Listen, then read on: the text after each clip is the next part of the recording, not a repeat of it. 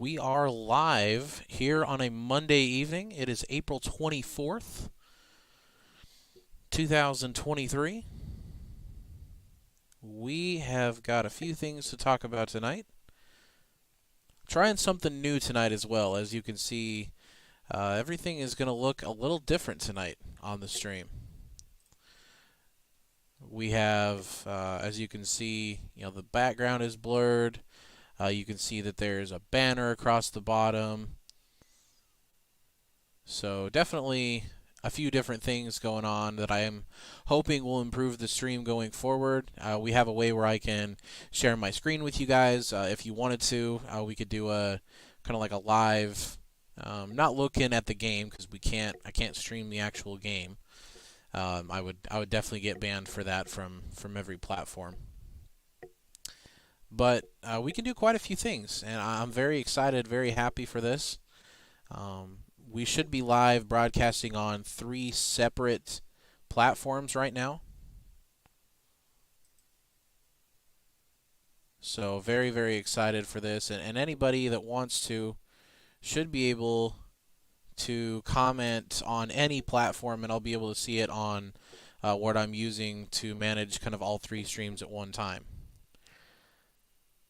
But thank you so much to everybody, whether you're watching live or on repeat. I do greatly appreciate your viewership, as we are up currently on Facebook, YouTube, and also on Twitch. And I'm hoping to continue to do this for the rest of this show, and it's going to continue to improve. You can see all my socials down on the banner across the bottom. You can also donate to the stream if you feel so inclined through either Venmo or Cash App at CeeJ Pronk or $CeeJ Pronk. Just noticed I have not started the show on call-in yet. That's going to be audio only. That's going to be the only platform that's still going to be audio only. The rest are definitely going to be, from now on, video and audio. So let me go ahead and start the show real quick on call-in as well.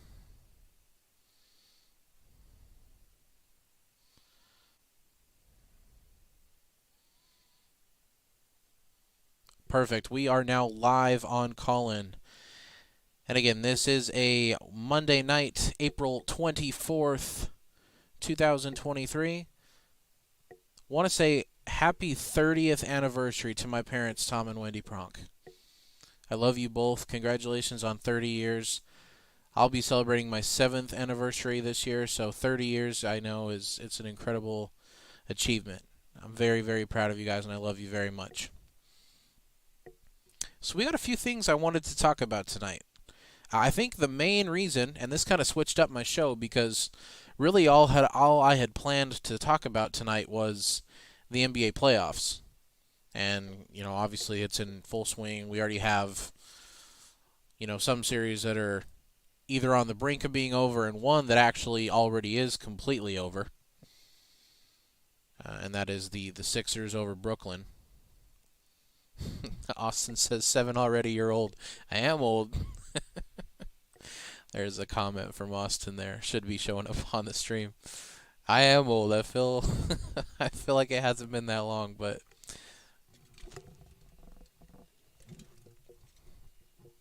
seven years.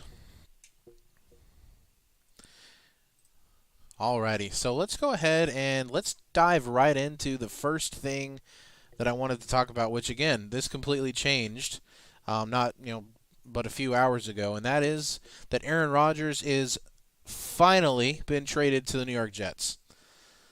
Now, this has kind of been going on all offseason, where there's been rumblings and things going on where, we think he may be traded. And, is he going to retire? He's going to go into that darkness retreat. What's he going to decide to do? But ultimately, he does end up not retiring. He does end up being traded to the New York Jets. The first report that I saw, surprisingly, was actually Adam Schefter of ESPN. Usually Rappaport is on the money with these, but the first report of the trade that I saw anyway was from Adam Schefter. Apparently, here are all the details of the trade, and again, this is according to Schefter, and Rappaport and other sources have confirmed it as well. But it shows the Jets get Aaron Rodgers, the 15th pick in this year's draft, and also the number 170 overall, which is a fifth-round pick in this year's draft. The Packers get this year's 13th overall pick, a 2023 second-round pick, which is the number 42 overall pick, a sixth-round pick also in this year's draft, which is 207th overall, and then a conditional 2024 second-rounder that becomes a first if Rodgers plays 65% of the plays or more. So that you would have to think is going to go, obviously, unless he gets injured. Let's knock on wood that doesn't happen. Never want to see that. Vince says he'll play max, 2 years max. Yeah, probably. I don't think that's too outlandish to say. But yeah, Aaron Rodgers is a New York Jet. And as funny as it sounds, the Jets last year had some of the worst quarterback play in the league, if not the worst, and were this close to making the playoffs. They've improved that roster on both sides of the ball this offseason, especially on offense with getting more weapons. And if you put a quarterback at the level of Aaron Rodgers back there, I absolutely could see these guys making the playoffs. 100% could see that. I don't think there's really, I really don't honestly apologize for that. I had some noise come on. I think an ad came on at one of my other tabs here. But I really don't think that that's too out of the question to see him playing 2 years. I don't really see him probably going any further than that, though. But yeah, I think 2 years is absolutely very reasonable to say that that's probably about the max we'll see him go. But the Packers, honestly, the Packers get a pretty good haul. Get quite a bit of draft capital here, including the 13th pick in this year's draft. Now, the cool thing for the Jets side of things, obviously you get Aaron Rodgers, but also you still get a pretty high pick in this draft. You still get a pick 15th. So you have a lot of ways you can go with this.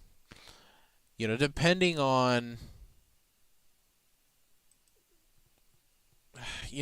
honestly, depending on what route they want to go, they can try to get another.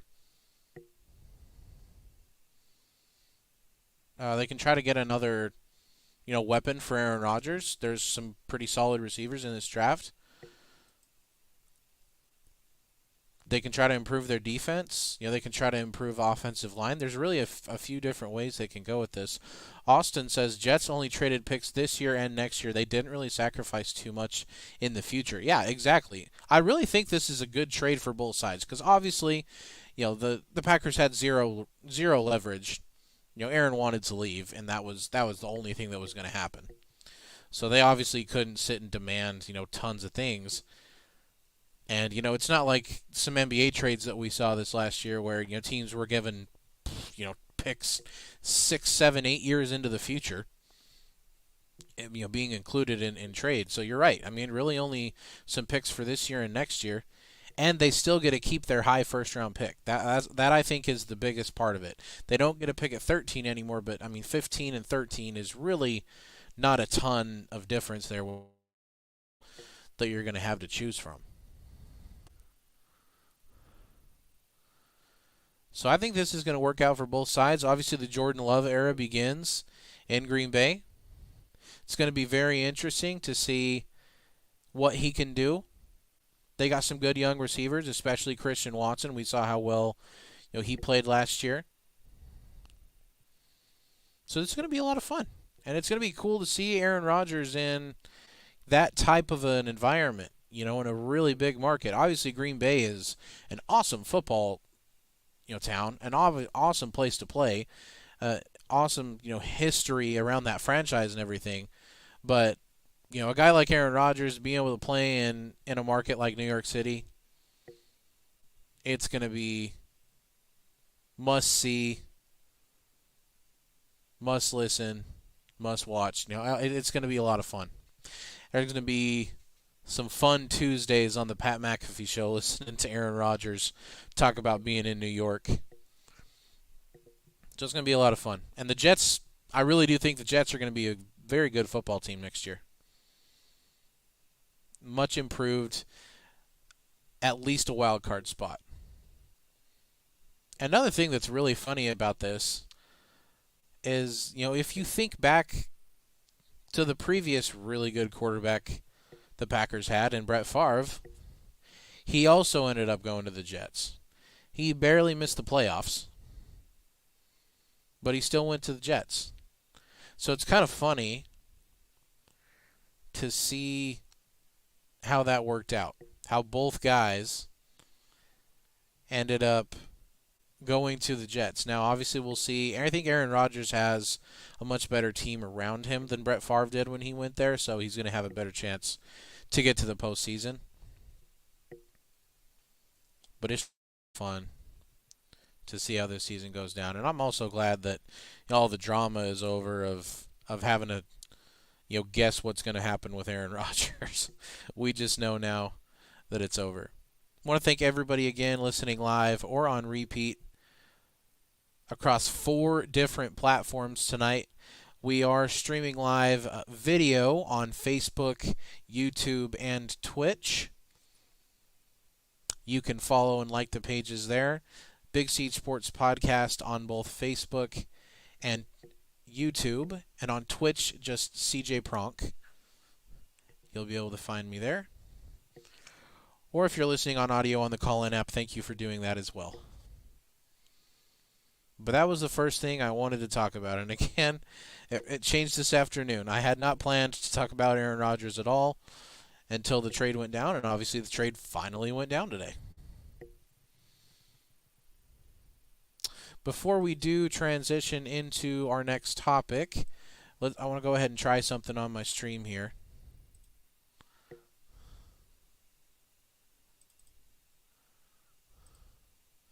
I want to take a live look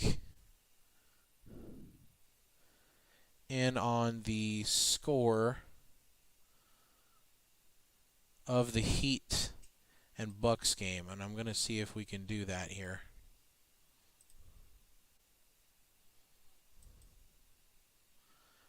See how we can do this.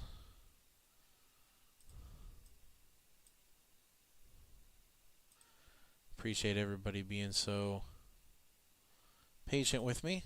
Playing with some new technology tonight.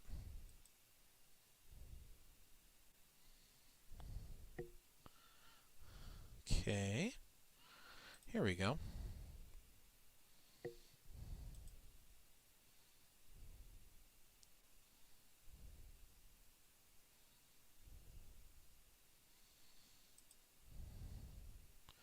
There we go. All right, perfect. We found how to do this. So I'm hoping you guys can see my screen here now.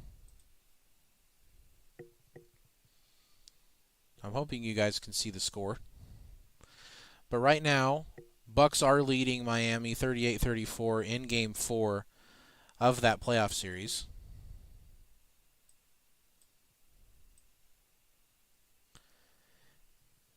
Giannis is finally back tonight. He has missed the last couple games. But Giannis Antetokounmpo is back.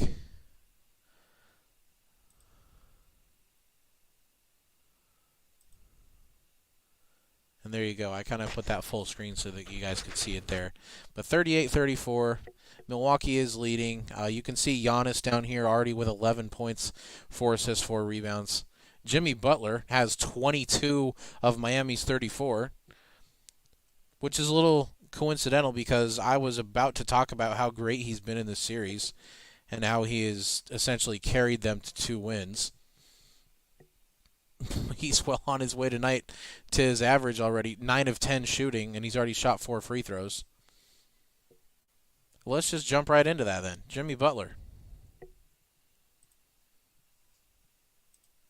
Jimmy Butler in this series has been massive. So far averaging 30 points, 6 assists, 4 rebounds. He's shooting 60% from the field and 67% from 3. Now, the one thing that I will agree with some people that I've heard say this is that, well, he hasn't had to deal with Giannis guarding him all but, a few minutes of Game 1. You're right. You're right about that. But at the same time, he's still been Jimmy Butler. Playoff Jimmy Butler is one of the best playoff performers we've seen in the last decade. No doubt about it. He essentially carried Miami to the finals almost by himself a few years ago in the bubble. And they were real close to getting that thing done. But Jimmy Butler, man, I've always been a huge Jimmy Butler fan. He's so much fun to watch on both sides of the ball. He's just got so much energy.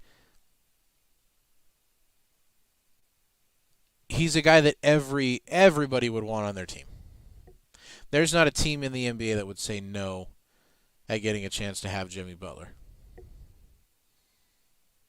And I think he's a guy that's going to go down in NBA history as maybe a little underappreciated because he may not end up with a ring. Because that's just kind of the way things are, which I think is a little unfortunate, to be perfectly honest. That's an argument for another day. I don't think it should be 100% about championships. It's obviously at the end of the day what the goal is, but Jimmy Butler is a guy that absolutely is good enough to be a number one option on a championship team. Now, I will say this. If they go up 3-1 on Milwaukee, it's not going to matter if Giannis is 100% or 90% or 50%. Milwaukee's not coming back from 3-1. Especially with the way that Jimmy Butler's playing. Milwaukee was my team that I picked to win it all before the playoffs started. I thought they were the best team all season long. They have the best player in the world. I think Giannis is the best current player on the planet right now. But obviously, he's only played in part of one playoff game, and now obviously back tonight for Game 4. But honestly, I mean, I'd have to think that if this was flipped, if it was that Milwaukee was up 2-1, I think that's probably enough reason for Giannis not to play in this game. I think the biggest reason he's out there is because they are down 2-1, and they know that if they lose this game, it's over.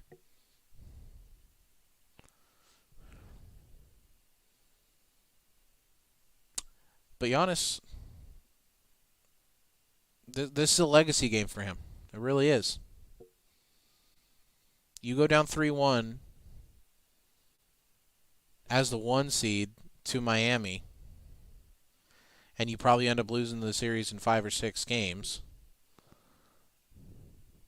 That doesn't look good. It's going to look almost as bad as Donovan Mitchell losing to the Knicks in the first round this year. That, to me, has been the most disappointing series of the whole playoffs, kind of just moving on from Milwaukee. Now, I will say this. It has been fun to actually see the Knicks compete in the playoffs. That has been fun. 100% can say yes. I'm not a huge Knicks fan, but it is fun. The NBA is more, a lot more fun to watch when those marquee teams like that are actually good. And the Knicks haven't been good for a long time. Now, this is just the first round. And Cleveland has significantly underperformed.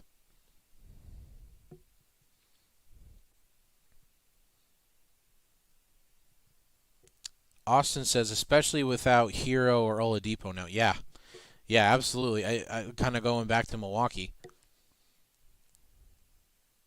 If they lose to Miami, and you can look back and say Tyler Hero's got a broken hand, and Oladipo just tore his patellar tendon. Man, poor guy can't catch a break with knee injuries. That's a problem. That's a big deal.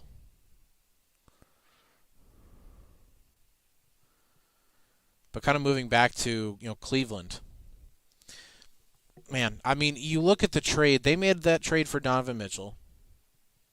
They gave up a lot to get Donovan, who up to this point in his career has been a top 5 playoff scorer in NBA history. NBA history, not just in current NBA, in all of NBA history. One of the best playoff scorers ever. But man, he hasn't gotten any help the nights that he has played well. And the nights that he hasn't, he's been really bad. Really bad.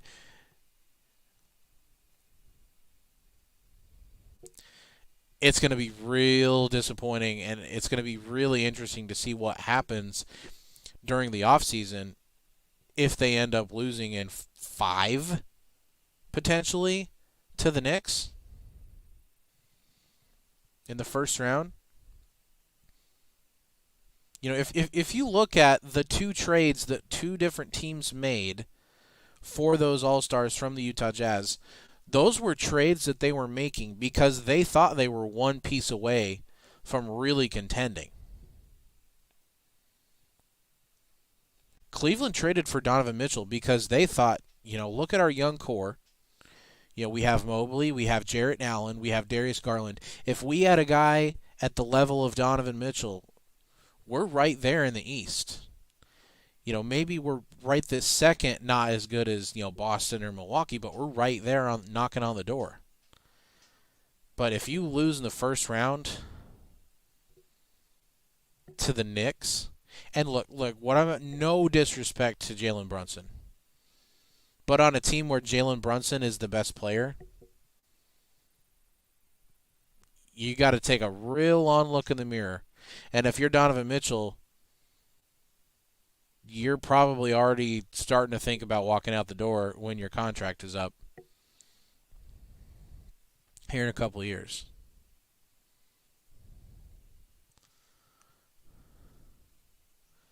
So that's been a very interesting series as well. Moving on to another series that's been a lot of fun so far, and that's the Grizzlies and Lakers. Now, Game 3, Austin says it would also help if Mobley and Jarrett Allen would score at all. I mean, that would certainly help. Like I said, it's been the nights that Donovan's been good, nobody else on the team has. Nobody. Especially those bigs, though. You're right. I mean, we know, obviously, that Mobley and Allen aren't scoring players. Their biggest strength is, obviously, defensively and getting rebounds, but I mean, you've got to be at least somewhat of a threat on offense. Even if it's just catching lobs, or even if it's just setting good screens to get your guys. I mean, you've got to be able to do something, and they haven't been good offensively, especially. It doesn't help that Jalen Brunson's getting essentially whatever he wants, especially when Donovan Mitchell's guarding him. But that's been something that's, unfortunately for Donovan, followed him kind of his entire career. Which it's so funny the the timeline, or I guess the how would you say this? The route of Donovan Mitchell that he got to the NBA, right? When he's coming out of college, it was that this guy's a perimeter defender, a guy that's got a great wingspan for his height and all these things like that. And then he comes into the league and doesn't really play a whole lot of defense at all, but can score the heck out of the basketball. This is kind of funny, the way that things work out like that sometimes. But moving on to the Lakers-Grizzlies series. We got Game 4 later tonight in that one in L.A. Lakers lead that one 2-1. I don't cheer for the Lakers, almost ever. I do like LeBron. I'm a LeBron James fan, always have been. But I do not cheer for the Lakers. However, Dillon Brooks makes it very, very easy for me to root for the Lakers in this series. Dillon Brooks is an absolute clown. For him to go and open his mouth and try to, yap about LeBron not essentially being old and not relevant anymore. And then for him to follow that up by going out and absolutely stinking up Crypto.com Arena in LA by throwing up bricks in the quarter and a half that he got to play before then hitting LeBron James in the jewels and then getting ejected from the game. There's almost not a worse look that you could possibly have. And honestly, it was hilarious. I mean, I was almost laughing because of how great it was to see him go out and do what he did and essentially lose the game for his team. I mean, that's really honestly not too far-fetched. Because he went out and he was, as Twitter decided to start to call him that night, Dylan Bricks. I thought that was pretty clever. But I mean, for them to come out and go down 35-9 at the end of the first quarter, I mean, you're not going to win games that way. They chipped back at it because of how incredible of a game John Morant had. I mean, 45, 13 assists, and 9 rebounds. He was incredible. But, I mean, he didn't have much help either. Jaren Jackson Jr. has really struggled so far in this series. Desmond Bane has not shot the ball well. But this is a big game tonight. Whoever wins this game in LA is going to win this series. You know, obviously, if you go down 3-1 to a team that has LeBron James, it's going to be a real rough road back. But, you know, Ja is banged up. As good of a game as he had the other night, he definitely is still banged up on that wrist. And, you know, as the series wears on, you know, the longer it goes, you know, that's going to be something that's probably going to come out, especially with how aggressive he is. You know, he does hit the floor a lot. Austin says, yeah, Ja scored their last 22 points. Yeah, I mean, it was just that performance from him was incredible. It really was. It was a lot of fun to see him play as well as he did.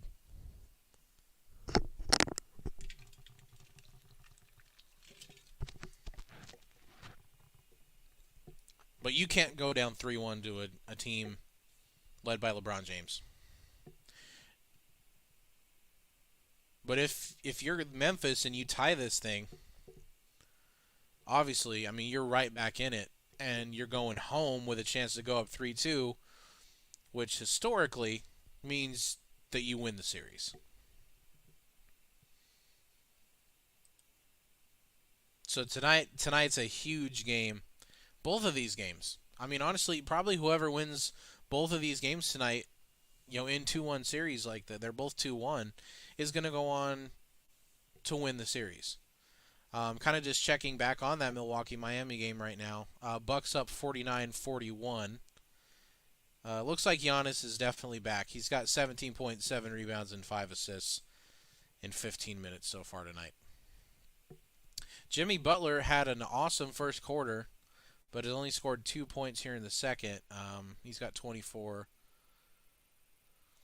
on 9 for 11 shooting.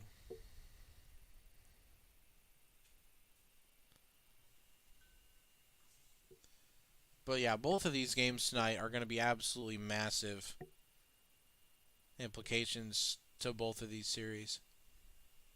One other series I did want to mention, you know, just kind of going in these NBA playoffs right now, is that what to me has been the best series in the playoffs so far, and that's Sacramento and Golden State. That Warriors and Kings series has been so much fun. You know, the Kings are a team that my entire lifetime haven't been good, except for maybe a few years, obviously. I mean, I guess you can count, you know, the Vlade Divac, Mike Bibby, Peja Stojakovic teams. They were pretty dang good for, you know, Chris Webber. They were pretty good for a couple years. They just could never beat the Lakers. But, you know, that was the case with every team in the early 2000s in the Western Conference and also the East as well. But to see how far they've come and how they've finally been able to hit on draft picks and make good trades and good free agency signings and draft well, not just the guys in the lottery, but other picks that they've hit on.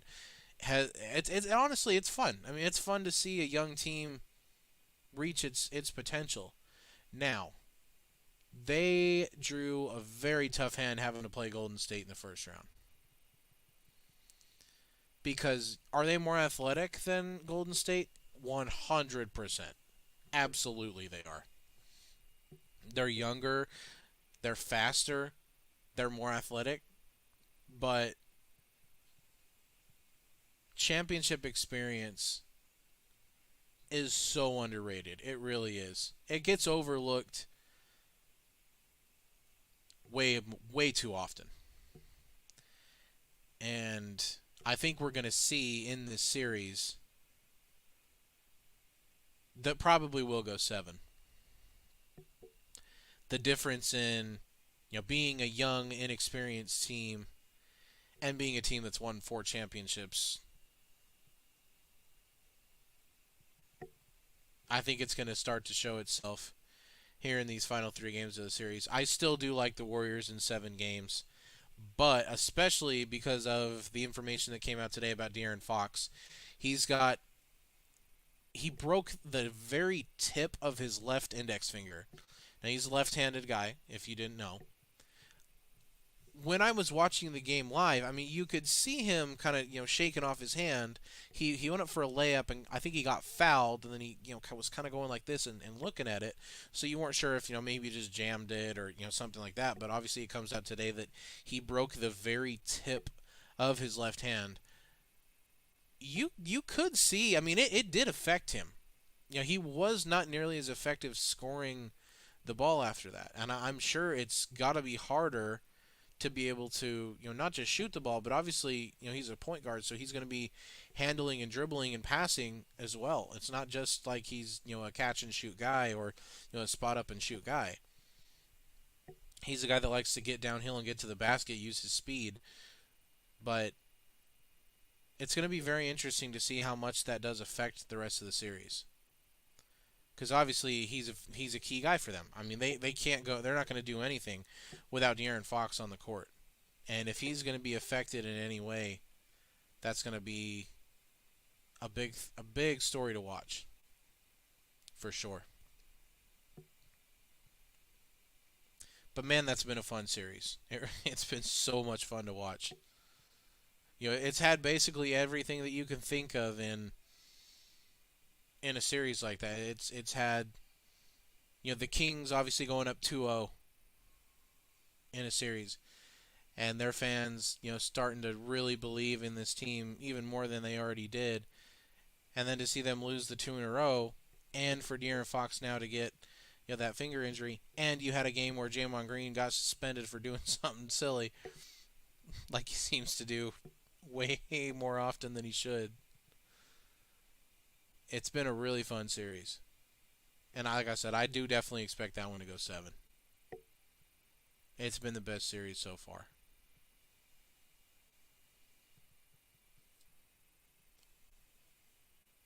Again, just want to thank everybody listening live or on repeat. Whether you're watching on Facebook, YouTube, or Twitch, or listening live on audio only on call-in, your support is greatly appreciated. And whether you're watching live or on repeat as well, like I said before, both ways are more than acceptable. And I appreciate your support either way. Seems like we got something going on call-in there, so I apologize if on call-in it did freeze up for a minute. It did freeze up on my end, but looks like we should be back now.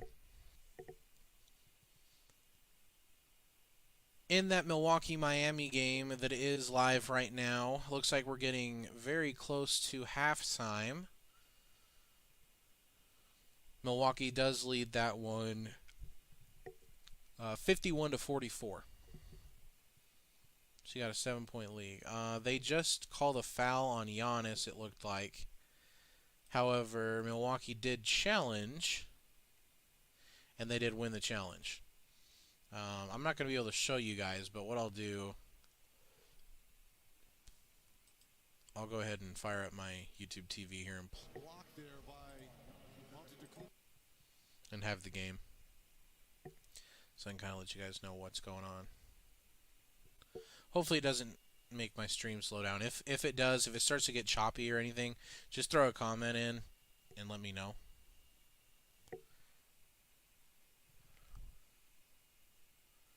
But yeah, looks like 150 to play. Bucks have the ball, and they're at 51 to 44.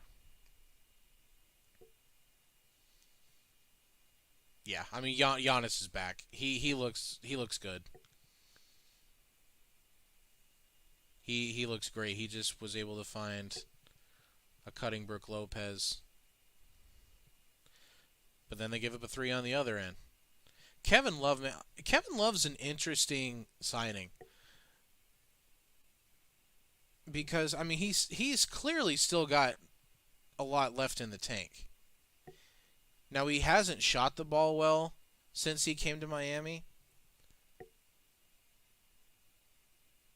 Not at all really, honestly, but it's been a lot of fun to see, kind of these buyout guys that are maybe on, the back end of their career or obviously nowhere near players they used to be, get a chance to play in, a very different role than they've really ever played before. You think about, both Russell Westbrook and Kevin Love, two guys that have been, key guys on championship or very close to championship teams for most of their career and are now guys with a much lesser role. 3-point game now, by the way. Heat were able to hit another three after that Kevin Love three. But Brook Lopez is going to the line for 2 free throws. One thing I did not mention as well, kind of before all the games started, Lauri Markkanen. Shout out Lauri Markkanen. I'm a huge Jazz fan, for those of you who don't know. Wins Most Improved Player for the 2023 season. Had himself an awesome season. Started the All-Star game. Really started during Eurobasket for Finland. And Will Hardy, when he got to Utah, basically just told him, Lowry, we want you to do exactly what you just did for Finland. And he's really the first coach in his NBA career that's actually given him confidence to go reach his potential. Didn't just say, Lowry, we need you to spot up in the corner and make threes for us. Lowry, we need you to be a slasher. Lowry, we need you to, didn't limit his game. And I think that's really what hindered his performance in both Chicago and Cleveland, especially Chicago though. I mean, he was a high draft pick coming out of Arizona. A guy that, they had a lot of expectations for, but they seemed to really limit him. And I know a lot of Bulls fans were very disappointed to see how, successful he was this season because they knew, we drafted this guy because we thought he was capable of doing this for us. And to see him do it for another team, I'm sure is frustrating. It is halftime now, by the way, in that Bucks and Heat game. Bucks do lead at 57-50 at half. So pretty good first half there. Giannis finishes with 17, 7, and 6. Jimmy Butler has 24 points at the half. You look at the full scoring breakdown. Brook Lopez also has 17 points.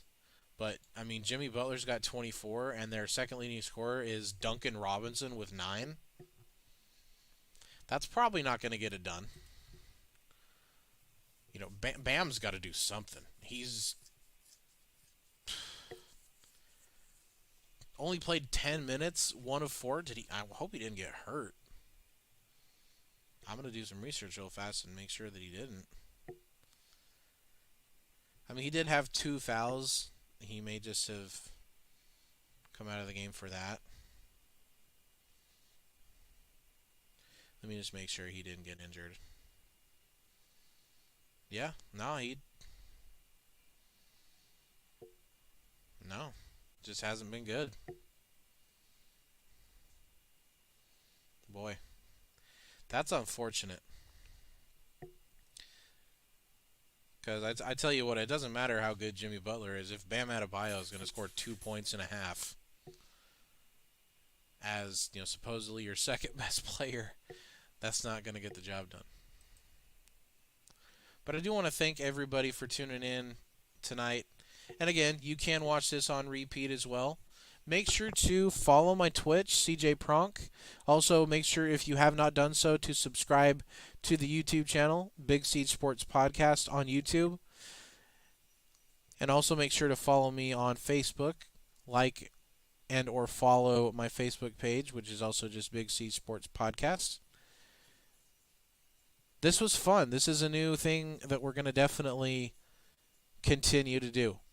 And I'm very excited for Thursday the 27th, 8 p.m. Eastern. We're going to have a watch party for the NFL Draft. What I'm going to try and do for that is I'm going to try and have the audio going so that we can listen to the picks happening as they come in.